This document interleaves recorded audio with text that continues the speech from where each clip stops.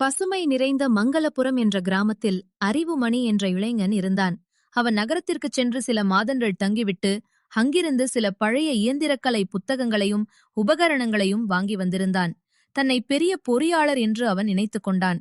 ஊரில் யாருக்கு என்ன பிரச்சனை என்றாலும் அவர்களிடம் சென்று தன் அரைக்குறை அறிவை வைத்து ஆலோசனைகள் கூறி அவர்களை குழப்புவதே அவன் வேலையாக இருந்தது. மங்களபுரம் கிராமத்தில் ஒரு பழைய பொது கிணறு இருந்தது. அதுதான் அந்த ஊர் மக்களின் முக்கிய நீராதாரம்.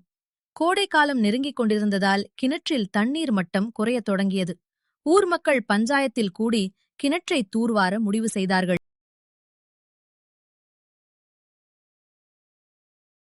தம்பிகளா, வெயில் காலம் ஆரம்பிக்க போகுது. நம்ம ஊர் கிணத்துல தண்ணி குறைஞ்சிட்டே வருது. அனுபவம் வாய்ந்த வேலையாட்களை கூப்பிட்டு கிணத்தை ஆழப்படுத்தினாதான் இந்த வருஷம் தப்பிக்க முடியும். நிறுத்துங்க தலைவர் அவர்களே, நீங்க இன்னும் அந்த பழைய காலத்திலே இருக்கீங்க. ஆழப்படுத்தினா மட்டும் தண்ணி வந்துருமா? அது அறிவியல் பூர்வமான முறை கிடையாது. நான் சொல்லுவதை கேளுங்கள். அப்புறம் வேற என்னதான் பண்ணணும்னு சொல்ற அறிவுமணி? பல வருஷமா நாங்க இதத்தான் பண்றோம். தம்பி, ரசாயனம்னு சொல்றியே, அது தண்ணியை கெடுத்ததாதா? நம்ம மக்கள் குடிக்கிற தண்ணியாச்சே. ஓ, உங்களுக்கு இதெல்லாம் புரியாது சோமையா. இது நவீன தொழில்நுட்பம்.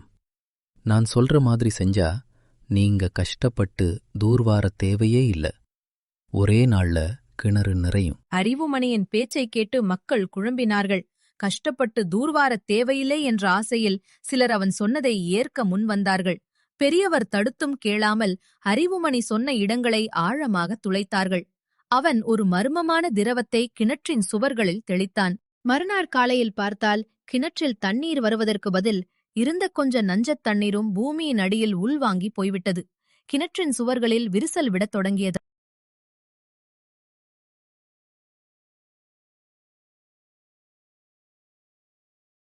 ஐயோ, தலைவர் அவர்களே, ஓடி வாங்க. கிணத்துல இருந்த கொஞ்ச தண்ணியும் காணாம போச்சு. சுவரெல்லாம் இடியே போகுது.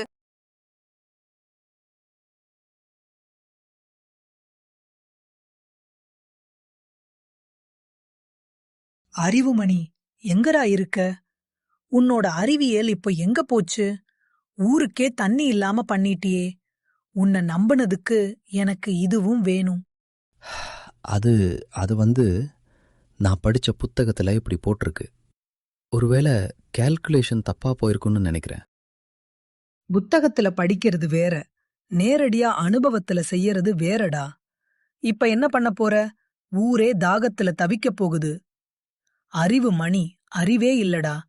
உன்னை வச்சு என்ன பண்ண போறன்னு தெரியல. நிறுத்துடா உன் கதைய. உன் பேச்சை கேட்டது எங்க தப்பு? ஊருக்கே ஆபத்தை வரவழைச்சிட்ட. இப்போ அனுபவிக்கிறது போதும். இளமை மோசமானதைக் கண்ட பெரியவர் பக்கத்து ஊரிலிருந்த பழைய கிணறு வெட்டும் தொழிலாளியான முனியாண்டியை அழைத்து வந்தார். அவர் கிணற்றை பார்த்தவுடனேயே கண்டுபிடித்து விட்டார். அறிவுமணி செய்த துளைகளால் நிலத்தடி நீர் வெளியேற வழியில்லாமல் வேறு பக்கம் திரும்பிவிட்டது. மேலும் அவன் ஊற்றிய ரசாயனம் மண்ணை பலவீனப்படுத்திவிட்டது. முனியாண்டியும் அவர் ஆட்களும் 3 பகல் 3 இரவு கஷ்டப்பட்டு உழைத்தார்கள். அறிவுமணி செய்த ஓட்டைகளை அடைத்து இயற்கையான முறையில் மணலை அகற்றி ஊற்றை கண்டுபிடித்தார்கள். 4ஆம் நாள் அதிகாலையில் கிணற்றில் சுத்தமான நீர் சுரக்க ஆரம்பித்தது. தம்பி அறிவுமணி, புத்தக அறிவு முக்கியம்தான். ஆனா அந்த மண்ணோட குணமும் நம்ம முன்னோர்களோட அனுபவமும் தெரியாம எதையும் செய்யக்கூடாது. இது ஆபத்துல தான் முடியும். மன்னிச்சிருங்க முனியாண்டி ஐயா.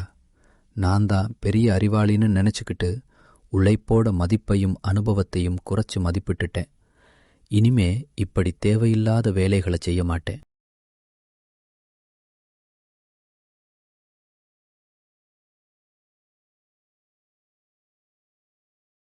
தம்பி, நீ படிச்சது நம்ம ஊரோட முன்னேற்றத்துக்கு உதவணும், அறிவுக்கு இல்லை. உன் கருவிகளை வச்சு வயலுக்கு தண்ணி பாய்ச்ச புதுசா ஏதாவது பண்ணு. அதை விட்டுட்டு இருக்கிற கிணத்த அழிக்காத. நிச்சயமா தலைவர் அவர்களே. இனிமேல் நான் எதையும் அனுபவம் வாய்ந்த உங்ககிட்ட கேட்டுட்டு தான் செய்வேன். என் அரைக்குறை அறிவால இனி யாருக்கும் பாதிப்பு வராது. அன்று முதல் அறிவுமணி தன் போக்கை மாற்றிக்கொண்டான். கிராமத்து மக்களுடன் இணைந்து அவர்களின் அனுபவத்தையும் தன் தொழில்நுட்ப அறிவையும் கலந்து புதிய பாசன முறைகளை உருவாக்கினான். ஊர் மக்கள் அவனை மீண்டும் மதித்தார்கள். அரைக்குறை அறிவு ஆபத்தானது. புத்தக அறிவை விட அனுபவ அறிவு மேலானது. அதிக பிரசங்கித்தனம் அழிவை தரும். அடக்கம் வளர்ச்சியை கொடுக்கும்.